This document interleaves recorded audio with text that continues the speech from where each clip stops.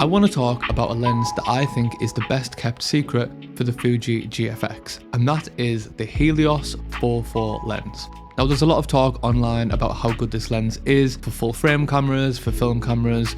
It is well known for its legendary swirly bokeh, but I've not really seen much about how it performs on the GFX, and to be honest, I only really tested it on the GFX because I had it in a drawer, and it turns out it performs really good. So I wanted to make a video sharing my experience in shooting with this lens.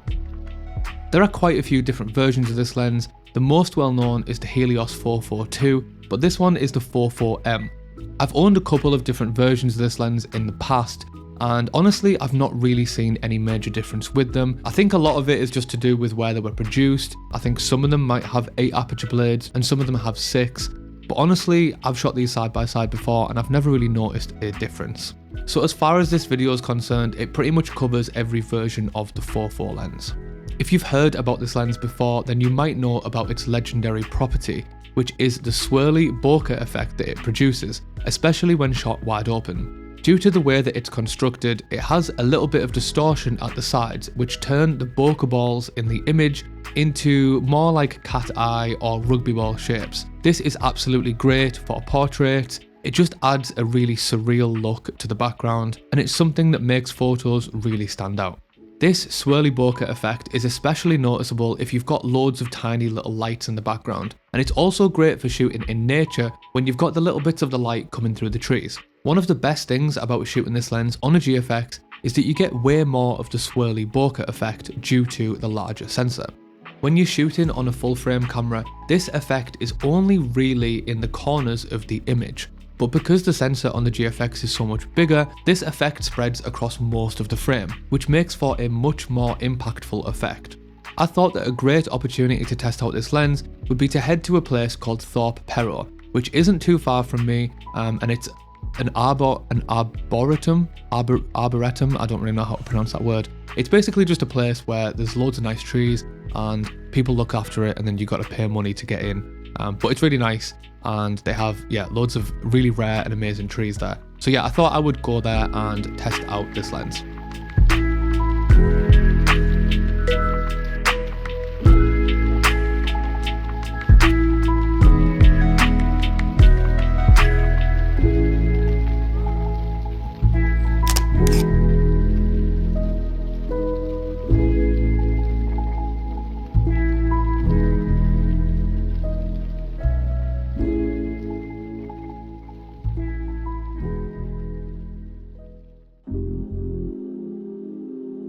So let's talk a little bit about how this lens performs on the GFX. Well, first off, it's a 58mm f2 lens, which on the GFX translates to roughly a 46mm 1.6. This is a pretty useful focal length. I personally think that 50 is a little bit too tight sometimes, and I think that 35 is a little bit too wide. So having a 45 or 46mm field of view, I think is a really nice change. With the medium format sensor, that f2 aperture looks like a 1.6 would on full frame, so you can also get really great subject separation from your background. The build quality of this lens is absolutely great, I can't fault it. It's just like most vintage lenses, it's all metal and glass. It feels a bit weighty and it feels solid in the hand.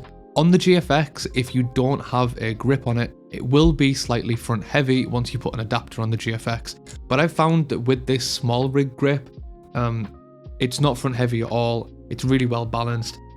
If you put the camera down on the table, it doesn't tilt forward or anything like that, which I think is always a win.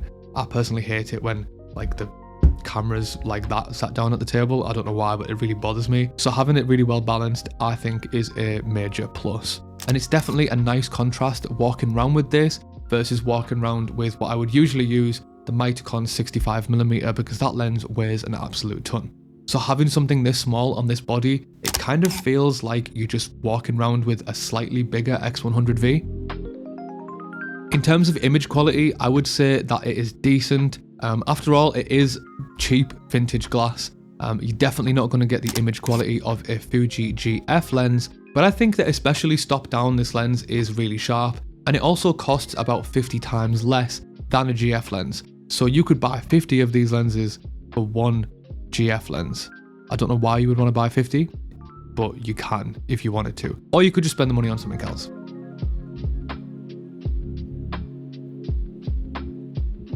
The only problem in terms of image quality is when you stop down, you do lose some of the swirly bokeh effect.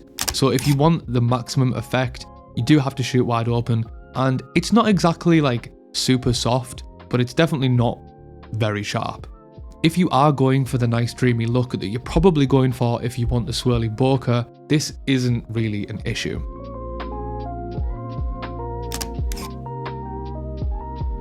So I've just mentioned that it is pretty cheap.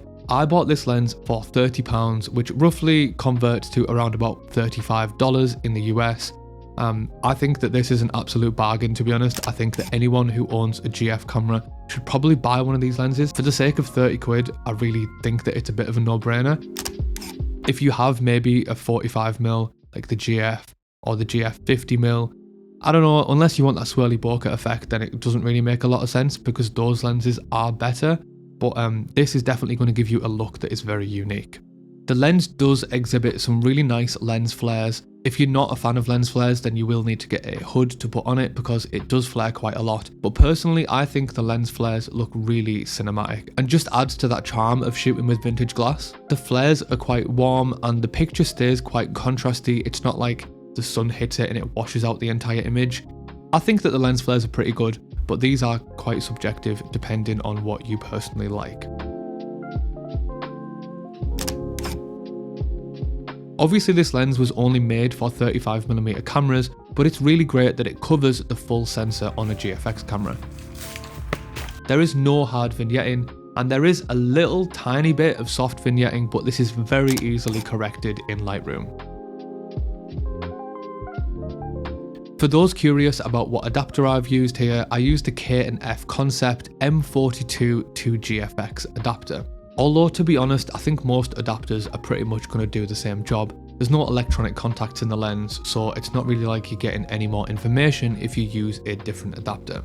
Overall, I think this lens is an absolute bargain for the GFX. It can be picked up on eBay really cheap, and it is a solid performer. Sure, it's not going to give you the performance of a high-end piece of glass, but also a high-end piece of glass isn't going to give you the kind of effect that this lens is going to give you.